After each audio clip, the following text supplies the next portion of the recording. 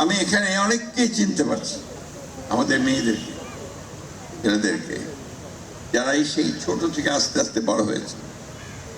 এরা মঞ্চে দাঁড়িয়ে আমাদের পার্টি অফিসের সামনে অথবা প্রেস ক্লাবের সামনে দাঁড়িয়ে যখন বাবার ছবি দেখিয়ে বলতো যে আমি আমার বাবার হাত ধরে ভুলে যেতে চাই,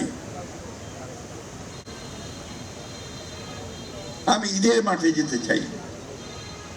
একজন পিতা হয়ে আমরা সেই কষ্ট এখনো বলতে পারি না।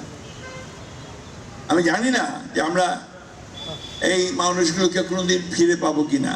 ওই যে ইলিয়াস আলীর ছবি এখানে সামনে টাঙানো আছে, ইলিয়াস আলী গুম হয়ে যাওয়ার পরে তার বাসায় যখন গেলাম তখন তার মেয়েটির বয়স মাত্র 6। সে ভয়ে কষ্টে দুঃখে আমাদের সামনে আসছিল না। এবং তার পরের বছর যখন আবার গেলাম সে একই দিনে, তখনও দেখলাম তার মা বলছে যে আমার মেয়েটা এখনো ওই দরজার দিকে তাকিয়ে থাকে, যদি তার বাবা ফিরে আসে। আসে না,